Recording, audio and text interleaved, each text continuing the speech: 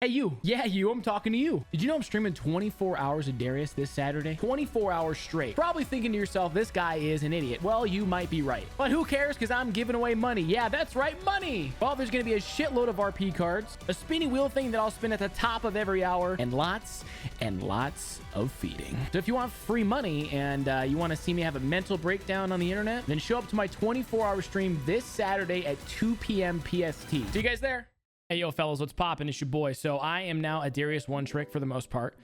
And I have spent countless hours studying the top Darius players in the entire world. And I've been coached by a few of them as well. So pretty much I have spent the last month just learning everything you need to learn about the champion. So I'm going to just tell you everything that I've learned. We're going to talk about the builds first, or the items, and then we're going to talk about the runes after, and that's a wrap. So watch the whole video and let's go. Okay, boys. So plain and simple, every single person on that plays Darius in Challenger and above, Grandmaster and above, believes that Stride Breaker, Sterak's Gauge are the two items you build every game, no matter who you're against. Okay. Now we're going to get into, there's tons of situational moments, but essentially you can't go wrong with building Stride Breaker because you have that dash that makes you land Q, makes you land E, bro. Disgusting, right? And then same thing with Sterak's. It gives you that fighting power into multiple units, gives you the giant shield. It just allows you to be able to buy yourself time to get 5 stacks. So why wouldn't you build it? Also way better than building Ma too. Building Ma is kind of troll because Sterak's is just better in every way.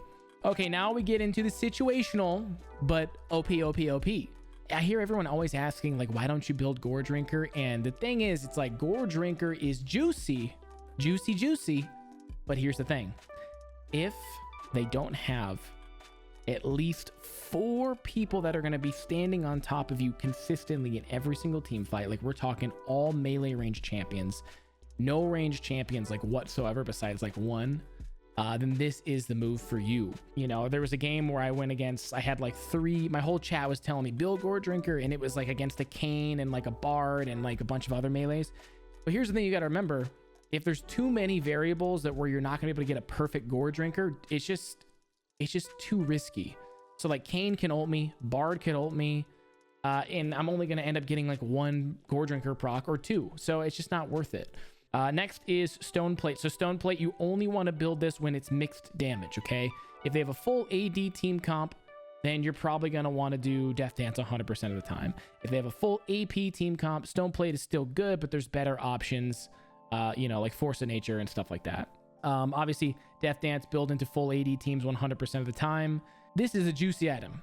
Chem Tank, okay? I love to build this into the people that like to kite me out like crazy top lane. So I love building this into Quinn. I love building this into Teemo, especially because Stride Breaker, Merc Treads is amazing into Teemo, but there's just something so satisfying about being so unbelievably tanky that they can't do anything to me. Now remember, when you build this item, you're going to have an extreme lack of damage. So remember, feel free to build full tank, but you need to combine it with a Black Cleaver on Darius, so that way it just makes up for all of your lack of damage. It's honestly one of my favorite builds.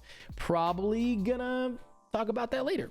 Now, Force of Nature, here's something that I've learned actually a lot. I've made the mistake of building this item third, which is a huge mistake, because here's the thing about Force of Nature. It's good, but it's not broken like Stone Plate and like Death Dance, right? So let's say you're in a game where you get Sterak's Stride Breaker and they have a lot of AP, but they also have AD or whatever. Building this Force of Nature right now is not going to do that much, because yes, it gives you a lot of speed and it gives you a lot of magic resist, but you want to build this item almost 100% of the time, 4th item and beyond. Don't ever build it 3rd item, ever. You will regret it, I'm telling you. Chempunk Chainsword. So this item actually just got buffed. It got reduced by 100 gold, which is pretty sick. Or I shouldn't say it got buffed, it just got cheaper. But this, when someone gets low, we reduce 60% of their healing. And in this meta, with everyone going Gore Drinkers and everyone Immortal Shield Bows and all this BS, you're going to want to build this, I would say 4th item and beyond 100% of the time. So I would say, your first 2 items are always going to be, let's say Gore Drinker or Stride Breaker, Sterak's Gauge, or Gore Drinker, Sterak's Gauge, and then you go completely situational. Are they full AD? Then you go Death Dance. Are they full AP? Then you probably want to go, Stone Plate into Force of Nature, right? It just depends. So then now we get into these items. So these items are kind of in a specific order, whereas like, you know, these are the ones I think are like god tier. You could get away with building these like every single game, and then these ones are kind of like a very situational vibe. So Frozen Heart is a tricky one because it kind of does the same thing that Thornmail does, or minus the grievous wounds and stuff like that. So, I mean, this slows attack speed, but the same thing this Randuin does too. So I like to go Frozen Heart if the enemy team is playing people like Kale, people that are not building crit, which is kind of rare this season because every item has crit for some reason. So this item is pretty damn situational, but you're going to want to build this into those people that are stacking so much attack speed without crit. If they have 3 people on the enemy team, and you plan on, like, you know, being all up in their faces, this is the item for you, trust me. Now, if on the opposite side of the spectrum, if they are having a ton of crit, 2-3 people, mainly 3 people, especially if they're like the people that are carrying the game, you want Randuins, because if you use the active on them, oh my god, they get slowed. You block like 10% of their crit, you slow their attack speed, bro. It's broken into crit abusers. I'm gonna be fair, 3 or more people that are building crit, or if, let's just say, their whole team is inting and there's one guy, there's like a full crit Kraken Slayer Lucian on the enemy team, this is going to be a juicy item for you. Now check this out. This is one of my favorite items to build into heavy CC comps or even heavy AP comps. Silvermere Dawn, it's basically QSS, or it's Merc Scimitar, but better. Basically what this does is this literally gives you unflinching once you press it. So you get, I think, 40% tenacity and 40% slow resistance, and you get a cleanse from everything, which is so overpowered. So consider building this again, 4th or even 5th item after you have your like main core items. It's just so damn powerful. Let's say you're going against like Elise and like maybe even like Ari Charm and like stuff like that. Dude, this is just next level. Malzahar ults.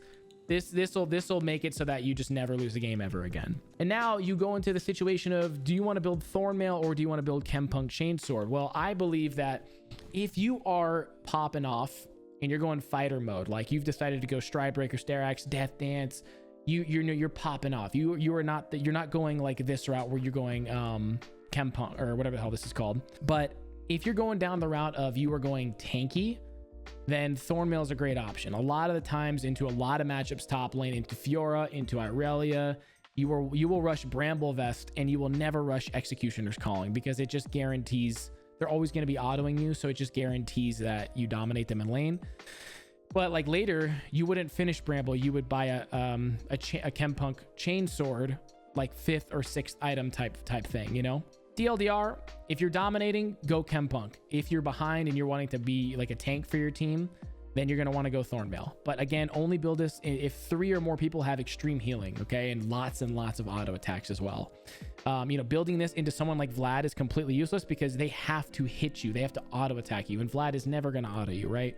So just make sure they have a lot of, you know, this is overpowered into people like Graves, into Camille, into Fiora, Irelia, Blob, all those people, right? So just make sure.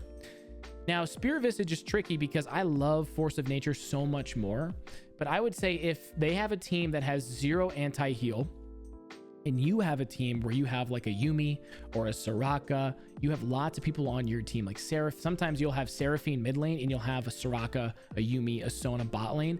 This combos so well with them because it makes their heals, I don't know the exact number, like, I don't know, 10%, 15% more effective on you, as well as your Q heals as well. So that's the only time this item actually makes sense, and when it's better than Force of Nature. And then finally, Black Cleaver. So Black Cleaver's sick because it actually, once you stack 6 times with Black Cleaver stacks, your bleeds do 2% of their max health damage, I think. And everything else you throw at them, all your abilities, your autos, your ult, does 5% of their max health, which is so broken. So this is disgusting only if there's 3 people that are stacking armor. Like, I'm talking not just plated steel caps. I'm talking like you got a plated steel caps Zhonya's mid laner. You got a plated steel caps GA 80 carry on the enemy team. You got a Sejuani and a Malphite, right? Like that's when you build this bad boy 4th item. You don't build this 5th, 6th item because by then it's too late, unless it's just the cherry on top and you're doing fine. But this is an amazing flex 3rd, 4th item. Dude, it's disgusting. All right, fellas. Now, pretty much the rest of this is kind of troll. If you want, you can just skip to the runes at this part. Not a big deal, but I'm just going to go over this anyway. So again, we have very situational items that could be good in very specific situations. So Dead Man's Plate, I think is a great item, but it's very rare that you're ever actually going to build this over something like Death Dance, over something like Stone Plate, over something like Force of Nature. I would say if you're going against a full AD team and you build Stridebreaker, Sterax, Death Dance, then I think Dead Man's Plate is appropriate there, right? Because it's just a win-win. It makes you faster, makes them hard to kite you out. You can push your side lane and rotate really well. I might actually even just put that in here, to be honest with you, because yeah, I'm gonna put this in here because this is actually pretty good. Why did I not put this up here? Okay, I'm stupid. My bad. That was a mistake. Yes, this is a very good item to build. All right, now, so not being troll, but these items actually work. Only time this item makes sense is if you are going against someone like they have one major CC, and if it hits you, you're just dead. Maybe the whole game you're getting caught up by like an Ash Arrow. Maybe the whole game you're getting caught out by like an Elise Cocoon. Maybe things basically you should only ever build this is if they have like no way of taking you down by poking you. So it's like if they have a whole team with a bunch of different like long range spells, this is just going to get taken down immediately and it's going to be stupid. But if you're trying to like engage for your team and you're trying to make the big boy plays and they just have that one CC to disengage, like one Ash Arrow, one Elise Cocoon, this is going to tank that and you can flash E or Stridebreaker E into their whole team and it's game over. Now Youmuu's Ghostblade, I don't know why I went backwards, but Youmuu's Ghostblade is actually sleeper OP if you end up swapping to mid lane. This doesn't happen that often, but I love going this item if I end up playing mid lane for some reason. It's so good mid lane because you need that out of combat movement speed to rotate down to bot lane, participate in dragon fights, and get back to lane. So the out of combat movement speed plus the active basically makes it so you're a ganking machine. I also highly recommend this if you ever play against someone. Let's say you play against like just some little bish that just sits under tower all game long. You're not able to get any freezes on him. He's not even like pushing the wave. He's literally just like last hitting for 20 minutes, right? And this happens a lot. And you want to take the game into your hands. Build this item instead of Sterax Gauge second. It's very situational, but I've done it a bunch and it works really well in terms of like climbing out of gold and platinum. I don't think you can get away with it in like high diamond and stuff, but a lot of us are not high diamond, so that's where this advice comes in. Serpent's Fang. So Serpent's Fang does a ton of damage to people with shields. So let's say that if they have 3 people, maybe even 4, for it to actually be worth it, because it's kind of expensive, it's 2,900 gold. If there's 4 people, maybe even 5 that just have crazy shields, like let's say they have like Shen, or like they have like a Shen set. I don't even know who gives shields in the game, to be honest with you, but like their whole team has made big shields. This item, probably 3rd or 4th item, would be so unfair because it applies to your ult, it applies to your Q, it applies to your autos, Ws, everything. Now these last 3 items are the last ones I'll talk about. Everything in this all noob category is just don't build it ever. There's no point. There's literally no reason you would ever build this stuff. I think that building Maw isn't really worth it because you can't make use of the lifesteal at all. Sterax Gauge is just so much better because of the big shield that it gives you, and you know, the more units you fight, the stronger the shield is, and blah blah. So Ma, it's just like, even if it's a full AP team, Sterax would still be better into them. It's just how Darius works. He doesn't work with lifesteal. All right, finishing these 3 items. GA, you don't really want to ever build unless you believe that, like, hey, if I trade 1 for 1 here, if I jump into their whole team and make a play, my team can wombo combo up, then GA is amazing. 4th item and on, totally fine. You know, flash Stridebreaker E into 5 people, Q them all, and you have like a Yasuo and like a bunch of like wombo combo type stuff. That's amazing because you can just carry your team with that. Warmogs, I like Warmogs only into people that are stacking true damage and aren't building things that like scale with HP. So like, you know, Blade of Rune King and stuff like that, you don't want to build this into because they'll do more damage against you basically, right? But I mean, like, it's really OP into Garen ult. It's really OP into Cho'Gath ult. Just those big, like, true damage ults. It's like a complete counter to it. I mean, this is like a free 800 or 1000 HP. I'm not exactly sure, but into those situations, if there's like 2 or more people that have those ults, like let's say you have a Cho'Gath jungle and a Garen top lane, this is an amazing 4th item. So damn good. So damn good. You guys should definitely consider building that. And then last but not least, this bad boy right here, Sanguine Blade.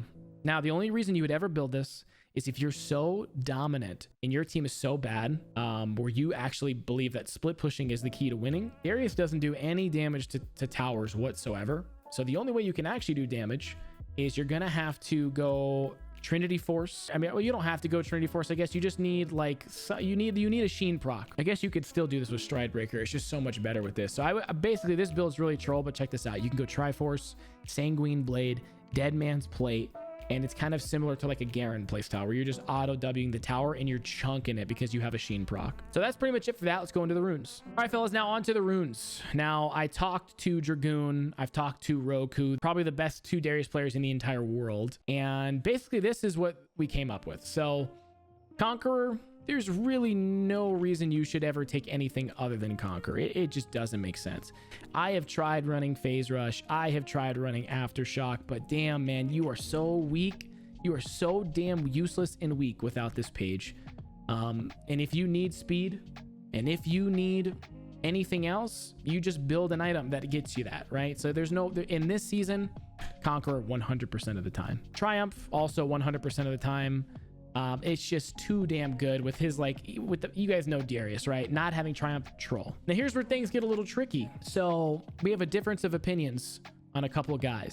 Now from my experience, I think that not running Alacrity and running Tenacity is kind of ridiculous. It's kind of a waste because check this out. If you need Tenacity, you can just run Unflinching. It gives 30% Tenacity and 30% slow resistance. Whereas Tenacity gives exactly the same thing, but it's like, why would you stack them? The only time you would ever take both of these bad boys is if you're just, I guess maybe you just want Nimbus Cloak Transcendence. I'm not exactly sure, but we'll talk about it. So I'd say 99% of the time go Alacrity. If their whole team, all 5 of them have stupid amounts of CC to the point where you think you're going to be CC for like an hour, then go Tenacity. And then finally, Last Stand is just better on Darius. You know, you're building a lot of things to keep you alive for a long time, and you're always in multiple target spaces. So at all times in the game, you will be low HP. So he's not a champion where you're going to be sitting in a brush one-shotting someone like Garen, where coup de grace actually is pretty decent. Last Stand, it just makes sense. So typically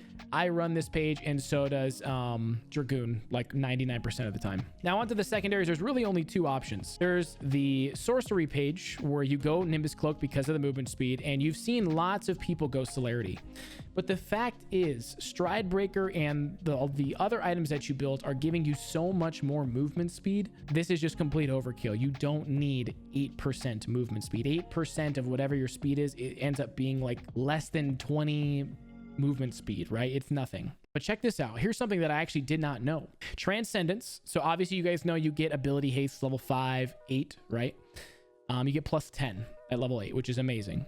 And then check this out. On Champion Takedown, if I get an assist or a kill, I reduce the remaining cooldown of my basic abilities by 20%, which means your Q, E, and W are going to come up 20% faster, which is disgusting, okay? Disgusting. Like, what is that?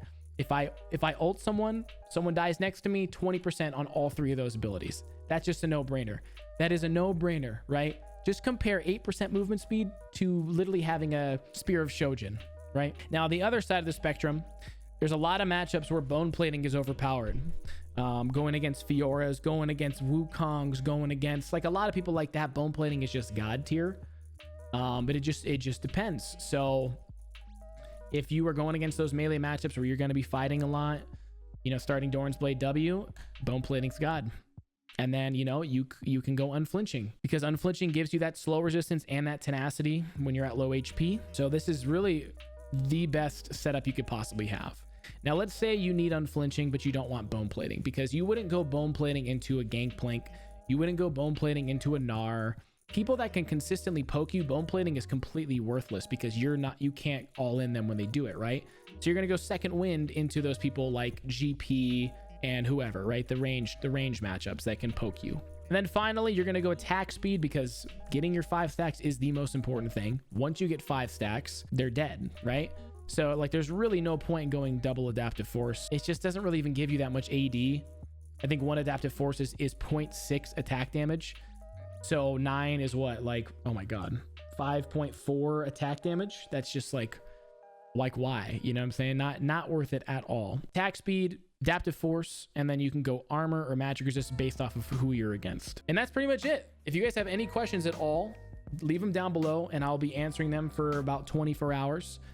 And we can get a little discussion going in there. But this is what I picked up from Dragoon, Roku. All those guys are both. Dragoon is 1000 LP Challenger. Roku is Grandmaster Plus Challenger. So, I mean, like, this is directly from the gods. So this is the best guide. Follow it.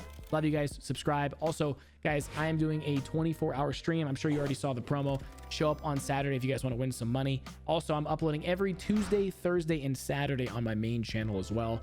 We're doing high quality uploads, collaborating with Bunny, Professor, anyone else that's down to collab too. So go check those out, man. We're putting a lot of work into them and they're going to be a lot of fun.